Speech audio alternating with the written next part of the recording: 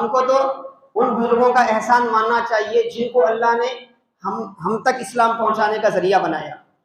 ان میں سے ایک شخصیت ہے حضرت مجدد الفسانی رحمۃ اللہ علیہ۔ کون؟ حضرت مجدد الفسانی۔ اسی سفر کے مہینے میں ابھی 2-3 دن کے بعد حضرت کا یوم وصال ہوتا ہے، اور ہم اہل سنت ہے نا بڑے اہتمام سے اس کی فاتحہ وغیرہ کرتے۔ تو حضرت مجدد الفسانی کون ہے صاحب؟ یہ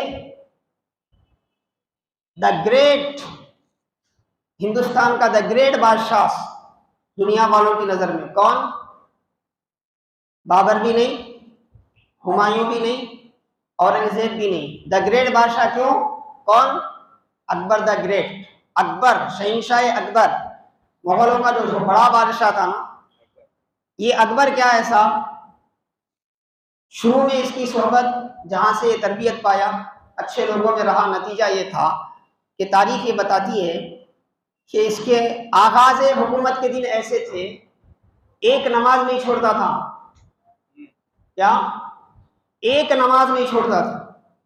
اور اس کے دربار میں کمپلسری دربار میں آنے والے جو جتنے مسلمان حکمراں تھے، منصبدار تھے مسلم، ان سب کے لیے انتظام تھا کہ کا ایک مسلح کا انتظام تھا، ایک جانماز کا، ایک جانماز کمپلسری ان کے ساتھ رکھی ہوئی ہوتی تھی، اور اس کے ساتھ ہمیشہ 1 یا 2 قاری قرآن رہتے تھے۔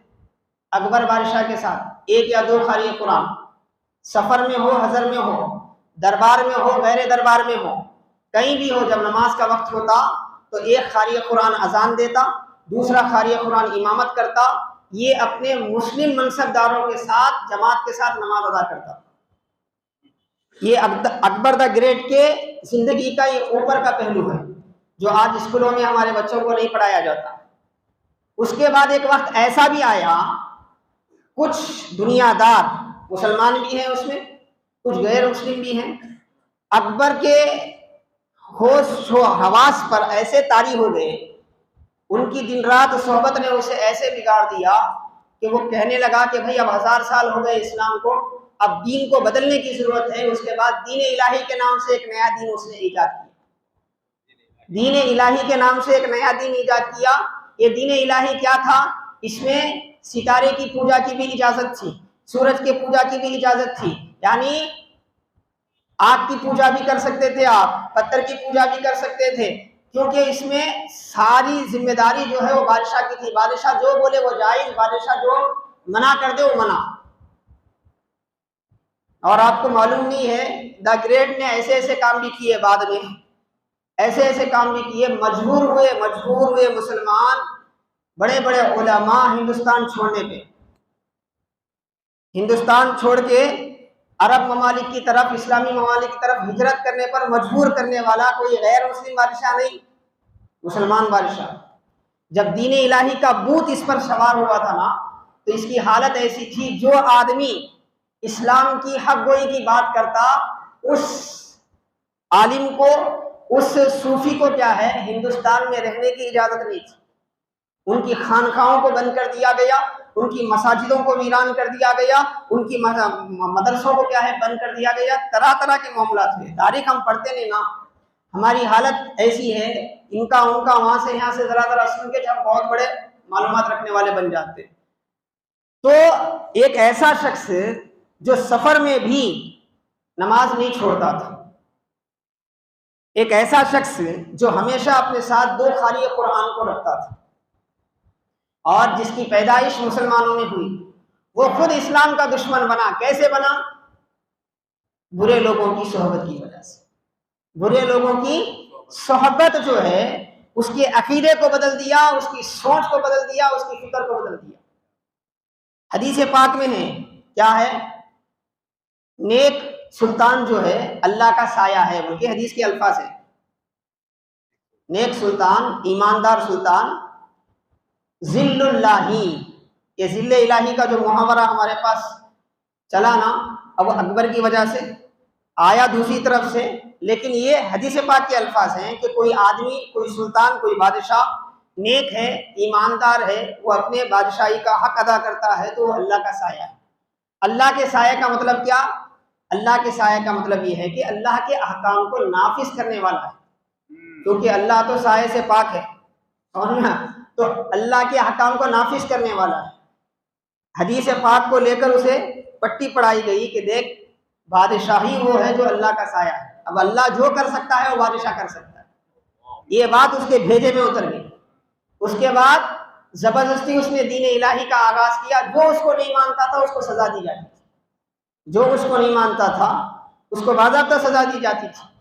تو اس دین الہی کے معاملات کو ختم کرنے کے لیے، کیونکہ ایک بادشاہ شروع کرا، پیسے والے جب فتنہ شروع کرتے ہیں، جیسے ہمارے پاس اب فتنہ شروع ہوا ہے قرآن و حدیث کے نام پہ، تو پیسے والے جب فتنہ شروع کرتے ہیں نا تو اس فتنے کا دفاع کرنا اتنا آسان نہیں ہوتا، مگر وہ مجدد الف ثانی تھے، اللہ کا احسان، جب کوئی بھی یہ نہیں تھے، یہ آج مجدد الف ثانی کو مشرک کہتے ہیں، معاذ اللہ، یہ قرآن و حدیث کی تعلیم دینے والے، ان کے ماننے والے کو مشرک کہتے ہیں، لیکن ہندوستان میں جب دین الہی کا فتنہ اٹھا تھا تو ان کے آبا و اجداد میں کوئی موجود نہیں تھا، اگر وہاں کوئی موجود تھا تو وہی موجود تھا جو اللہ اس کے رسول کو ماننے والا، اللہ کے ولیوں کو ماننے والا تھا۔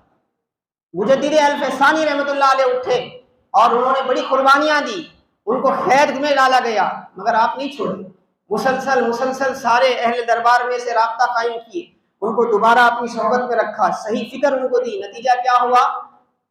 جہانگیر جب حکومت میں آیا تو اس کے آخری دور میں اس نے توبہ کی اور دین الہی کے فعل کو کینسل کر دیا، دین الہی کے فعل کو کینسل کر دیا۔ تو مجدد الف ثانی وہ ذات گرامی ہے جس نے ہندوستان میں دوبارہ اسلام کو نافذ کرنے میں اللہ نے ان کی ذات کو ذریعہ بنایا، یہی سفر میں۔ تو ایک طرف حضرت مجدد الف ثانی کی خدمات ہیں، تو دوسری طرف اس پورے واقعے میں ہم کو کیا سمجھ میں آتا ہے؟ صحبت کا اثر کیسے کیسے لوگوں کو بگاڑ دیتا ہے، صحبت کا اثر کیسے کیسے۔ اکبر بادشاہ پیدا ہوا حضرت سلیم چشتی رحمۃ اللہ علیہ کی دعا سے، سلیم چشتی رحمۃ اللہ علیہ کی دعا سے، اور انتہائی عقیدت مند تھا سرکار غریب النواز کا۔ آج بھی اکبری دروازہ ہے، آپ درگاہ غریب النواز میں جا کر دیکھیں۔ ایسا شخص بری صحبتوں کی وجہ سے ایسا کنورٹ ہو گیا کہ ایک نئے دین کو لانچ کرنے کی کوشش کرنے لگا۔ یہ تو اللہ تبارک و تعالیٰ اس دین کا نگہبان ہے، حافظ ہے، جب بھی کبھی کوئی فتنے پیدا ہوتے ہیں تو اللہ تبارک و تعالیٰ اس کے انتظامات فرما دیتا ہے۔ تو حاضرین محترم عزیزان گرامی، خلاصہ کلام کیا ہے؟ مجدد الف ثانی کا زمانہ آپ نے لوگوں کو چینج کیا، تو کیسے چینج کیا؟ جتنے اکبر کے دربار میں اس فکر کے متاثر تھے ان کو آپ اپنی صحبت میں رکھیں، آپ اپنے پیغامات خط و کتابت کے ذریعے ان سے رابطہ کیا، ان کو کیا ہے صحیح تعلیمات بار بار ارسال کرتے رہے۔ نتیجہ یہ ہوا، پہلے ایک، پھر دو، پھر تین، پھر چار، یہاں تک کہ جتنے دربار میں، ایک دو تین کو چھوڑ کے جتنے دربار میں مسلمان تھے وہ سارے کے سارے حضرت مجدد الف ثانی کے صحبت اختیار کرنے لگے، آپ کی تعلیمات میں اٹھنے بیٹھنے لگے۔ نتیجہ یہ ہوا کہ جب جہانگیر بڑا ہوا، حالانکہ وہ بھی باپ کی اس فکر پر بڑا ہوا تھا، دین الہی کی فکر پر بڑا ہوا تھا، لیکن کیا ہوا؟ حضرت مجدد الف ثانی رحمۃ اللہ علیہ کی صحبت کی اثر یہ ہوئی کہ جہانگیر نے توبہ کیا، دین الہی کے فعل کو کینسل کیا، اور اس کے بعد اسی کے گھر اس کا جو پوتا پیدا ہوا، کون؟